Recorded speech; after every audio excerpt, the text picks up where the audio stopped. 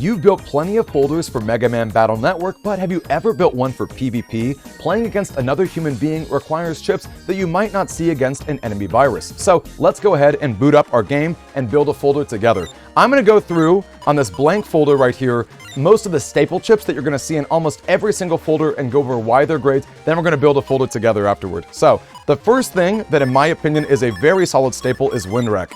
Now, Windwreck seems really unassuming, but it does a lot of things in one package. First off, 140 damage is very solid. It also doesn't flinch the opponents, which is another way of saying the invincibility frames or iframes. So if the opponent doesn't have a super armor, they're going to get hit backward, and that leaves them prone to follow up with another attack. However, the main reason you want to be using Windwreck is the wind element. You can see that little wind icon, that little gust that's on it.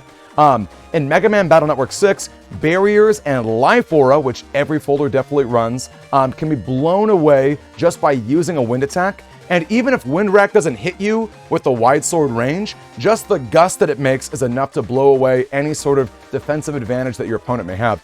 One last use that's really precious in PvP, area grab wars go down a lot, and if the opponent is standing on your tiles, even if the amount of time passes where you would normally get your panels back, you're not going to regain them because the opponent's on them. A Windwreck will push them backward, so after enough time has passed, you can regain your panels. Really, really solid stuff. Now, the next chip that you're going to see in almost every folder, no surprise, is Area Grab Star. Now, Area Grab in this game, due to the megabyte system, can have up to 5 copies. In my opinion, 5 is very excessive unless you've got a very specific strategy that's important to have your opponent in a certain spot. I think 2 or even 3 are both pretty good. 3 is really safe. And you're going to find that there are a lot of ways in Battle Network 6 to regain your panels. So even having less than that is not the end of the world. I also want to make a really quick note. Panel grab, not really a staple. You're not going to see it in every strategy because area grab, maybe 8 out of 10 times is better. But in those 2 out of 10 times where panel grab does a lot of good work, it's pretty important. So something to keep in mind. Dead End is a very similar chip. As well as slow gauge and fast gauge. I wouldn't call them staples, but you're going to see them in a lot of strategies, and we'll go over them in a little bit too. Now, full cust, not necessarily a staple either. It's really good in folders that want to make use of a particular strategy that's cross-related. So, for example, dust cross folders are going to start their game with a full cust. They might choose it as their regular chip, so they always see it. That way, when they transform into dust cross, they can immediately full cust and be able to cycle away their chips right away without the opponent being able to destroy it. So pretty good stuff. Like I said, not necessarily a staple, but definitely a powerful chip to keep in mind, as well as bug fix, and we can go over that later. Invis, however, definitely every folder is going to be running some amount of Invis, usually 2 to 3. We all know what it does, right? Turns you invulnerable to most attacks, not all attacks, but most attacks for like maybe 5 to 6 seconds. Very, very helpful stuff. Anti-damage is kind of similar. Now, anti-damage in other games isn't really as defensive as it is in Battle Network 6. The reason why is because in older games, just hitting someone with their regular B attack, like the little P shot, would be enough to trigger the anti-damage. In this game, that's not the case. You have to use a charge shot or an actual chip to trigger the anti-damage, meaning that for one attack, it'll invalidate it, and it'll even counter you with a free 100 damage. Really, really solid stuff. I would say between Invis and anti-damage, most folders probably have about 5 total. But like I said, no reason not to run more, especially if you're a more aggressive strategy that's really cycling through your chips and having your star codes is important. Anti-Navi is also very, very powerful.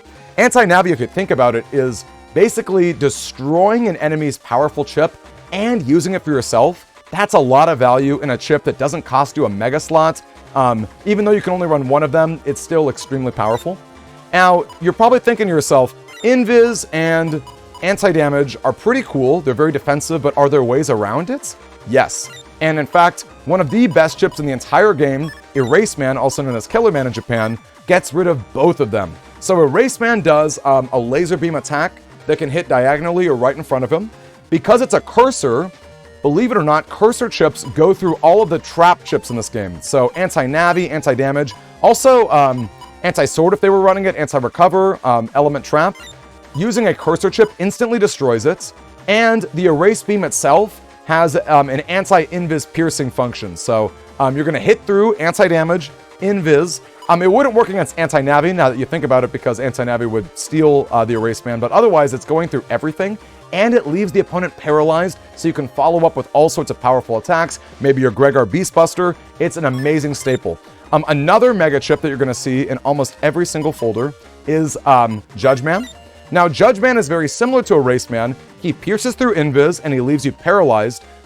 He does not go through anti-damage because he's not a cursor chip, he's an electric chip. However, he's got one extra benefit that's really cool. Just like I was talking about earlier with the area grab wars, if the opponent has stolen some of your space using using area grab, Judge Man after his whip will summon little books to come that will deal a little bit of damage to the opponent and also regain your tiles back.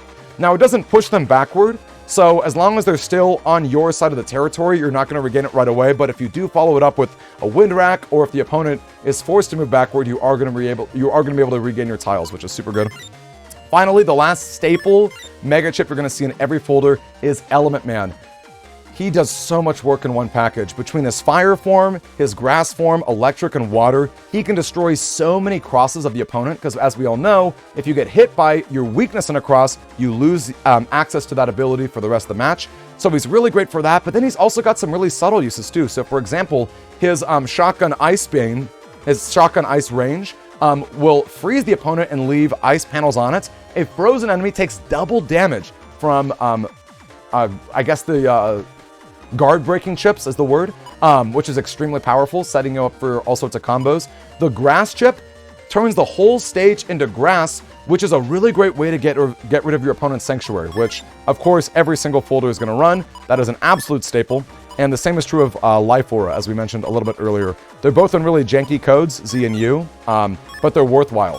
Even though they may not match the rest of your folder's codes, they're extremely powerful. They're very, very good to have. So right now we've got about 18 chips, and like I said, you can kind of go down a little bit on a few of them, right? You can maybe throw away an invis, maybe throw away an anti-damage, you know, what have you, but these are basically the fundamentals. You can almost always expect to see these chips in them. So let's go from there. What else are we building? So how about we start with a Giga chip, right? Because Giga chips are really powerful, and it's a really great idea to build. Well, you don't have to build your strategy around it, but it certainly can be.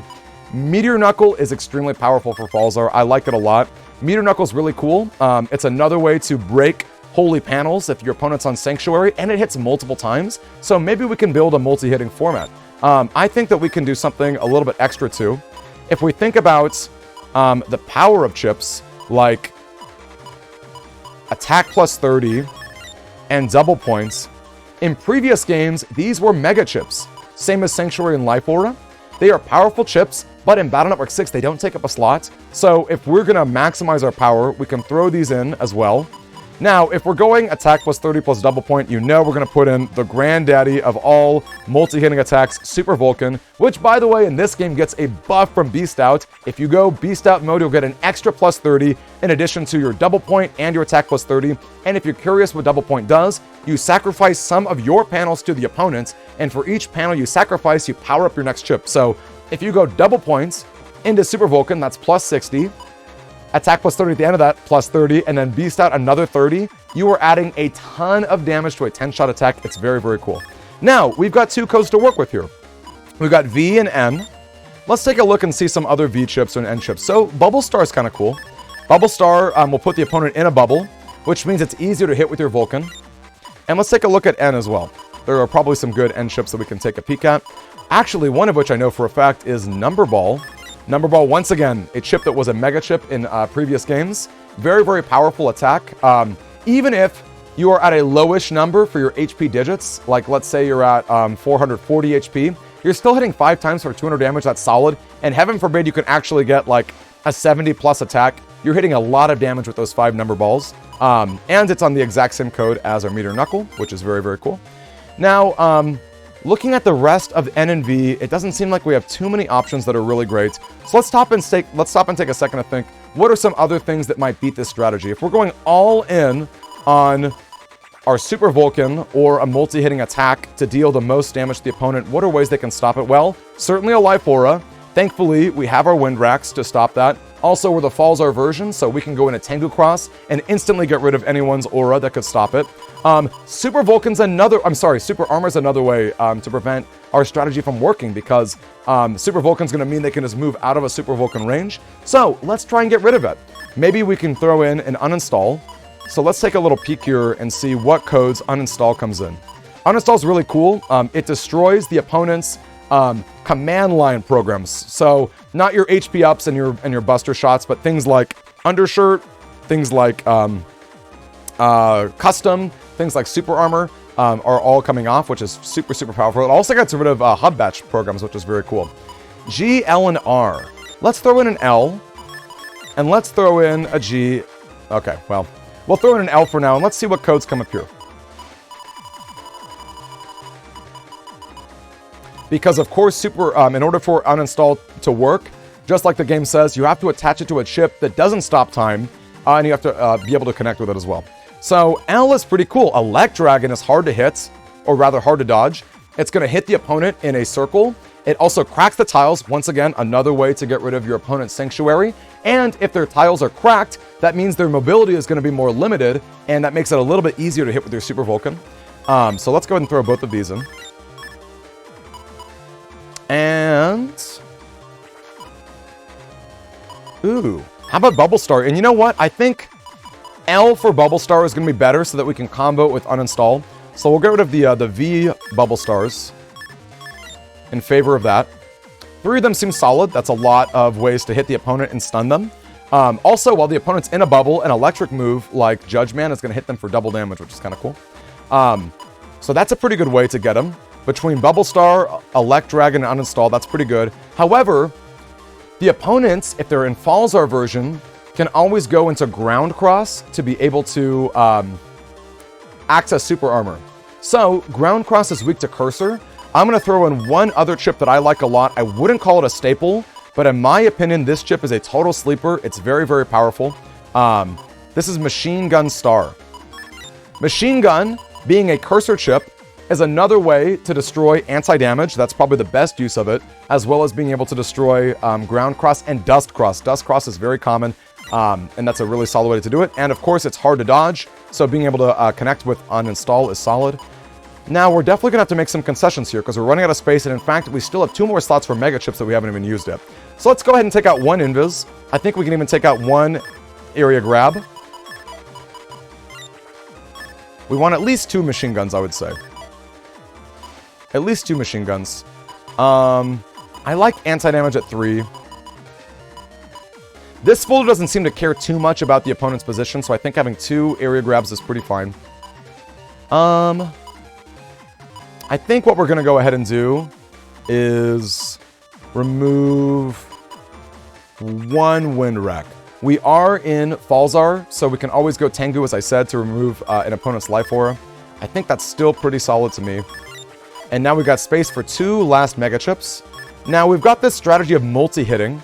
So a few multi-hitting attacks that are pretty cool would be the Count, or Ground Man. I like Ground Man a lot. However, if we're sticking with the idea of stunning the opponents so that we can hit with a powerful attack, I'm kind of curious about throwing in another Erase Man or another Judge Man.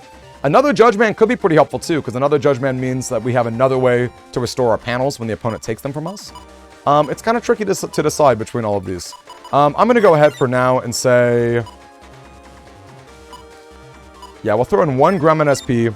He hits 3 times, and he destroys panels, so he's got a little bit of synergy with the other chips.